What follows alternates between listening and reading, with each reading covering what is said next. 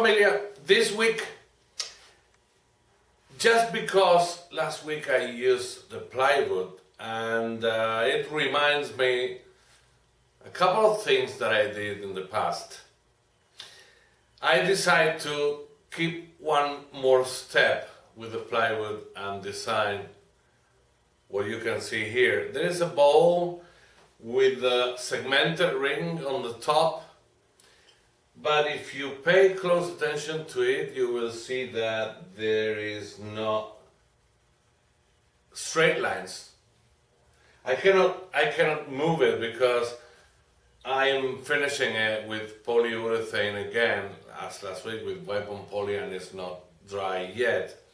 But just because it's Tuesday and I'm running out of time to upload the video as every week, so I did it right now, possibly for Friday in our chit chat. Like every week I will show you pictures of the bowl absolutely finished, but as you can see it's not really difficult, but it have a couple of small details that I'm going to show you right now. Well, we are going to begin to set up the fence to be sure that it's parallel to the blade, to don't have any problem. Then safety, the dust mask, and at least goggles is going to be helpful. And in this case, because of the size of the piece I have, I'm going to cut the pieces in 12 inches. It's a 3/4 regular plywood, and I'm going to cut 8 pieces of 12 by 12 inches.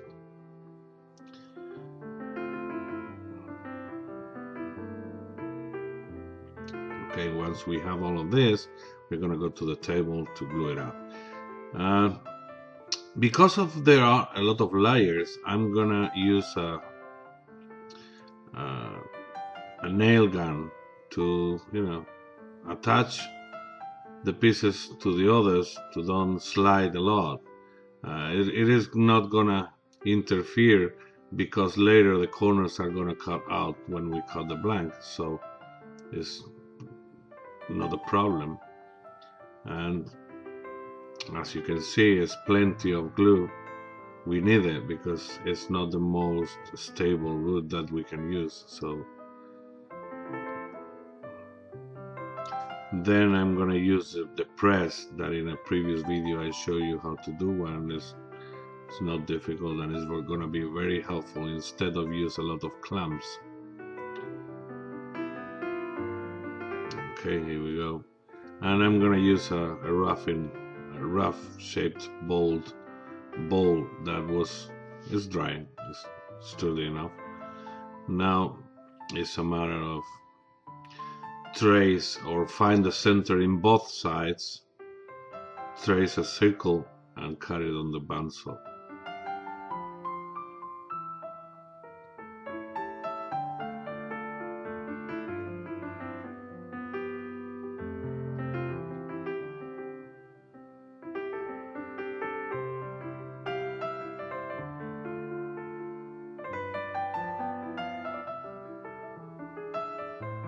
Here we have our blank. Now I'm gonna off-center 1 inch in each side at the beginning, then I decide to off-center just 1/2 inch. I was doing some trace because, as you can see, it's absolutely out of balance and we lose a lot of height of the piece. This is 1/2 inch. I tray with less, but less seems that is gonna make not visible difference in the alignment of the layers. So at the end I get 1/2 inch. Possibly in another project I will get a little bit more to make the change more dramatic, the alignment more dramatic, but this works anyway. And now the plywood dulls the tools very easy, so you have to sharp a lot of times. Every 1 or 2 minutes I sharp my tool, because it's also not a very dense wood, so you cannot be aggressive. you have to go slowly, and the tool have to be very sharp if you want to stay, well, to do it in a good manner. Now it's all a matter of shaping and right out of the unbalanced part of the bowl carefully. Now we're gonna establish our tenon, and as I said in the previous video, the plywood, no matter the quality, is gonna have some defects. This especially is not a very good one, so have a lot of them that can be, all the holes can be filled with dust, with sand dust, and CA, or you can make a wood filler with some dust and just regular glue, and it will help.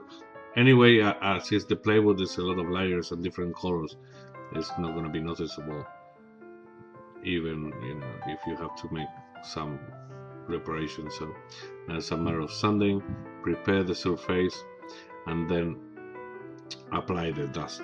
It's nothing fancy here.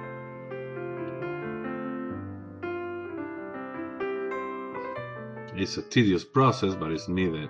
In this case, I'm doing with CA, because the CA is gonna soak in, and it will help. Now, before turn to the other side, I'm gonna apply sanding sealer, which also helps. I will leave it dry, and then I will turn it to the other side. And I also apply a little bit of CA to the tenon, just for reinforce it. I don't know if it's needed or not, but I suppose it helps a little bit. Now the first step is just to true up the face, because I'm gonna add here a ring of Jatoba. So I flat the face, and then I sand it, and I'm gonna use the tailstock to get in place the ring. I mark a couple of rings with the pencils to help me align, and to help the headstock, I'm just gonna use a sanding disc that I have to mount on my lathe. So here you can see, well, I jump a little bit. Here I make a reference hole in the middle. It's not the whole deep that I need, but it helps a little bit. And I'm jumping a little bit because this is a tedious process that you all know. It's just hollow a bowl. But the interesting part is going to come in a minute. I get the opportunity to practice a little bit in hollowing in reverse, turning the piece to the other direction, which is a position a little bit more comfortable, but requires practice. As you know, when you turn, when you flip the bowl, always is a little bit off center, or usually is a little bit off center. So a little bit of shear scraping here helps a lot to get it in the right way.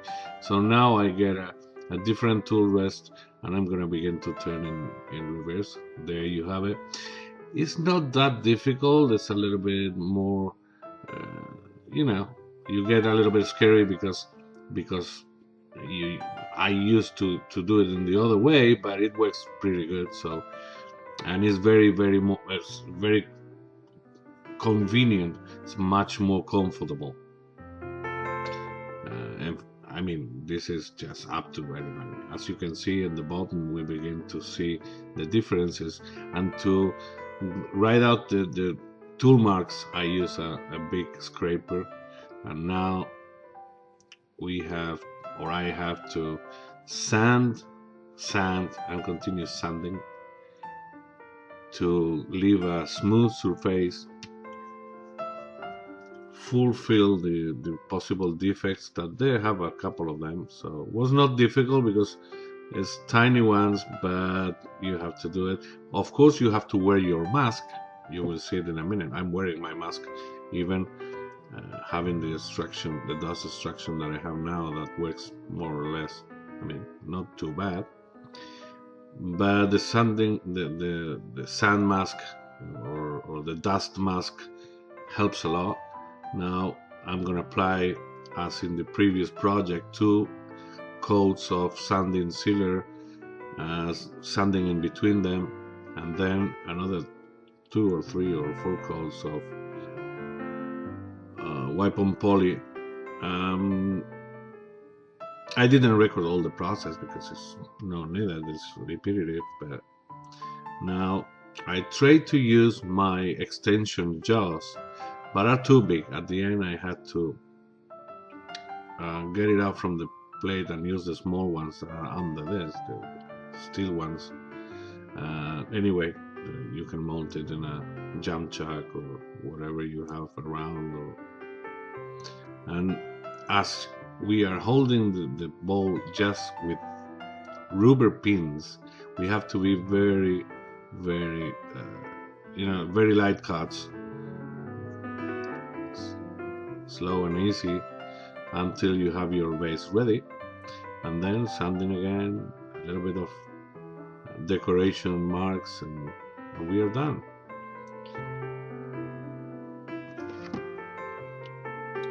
Go through all the grease up to 600, and then the marks, and we are ready to apply the finish.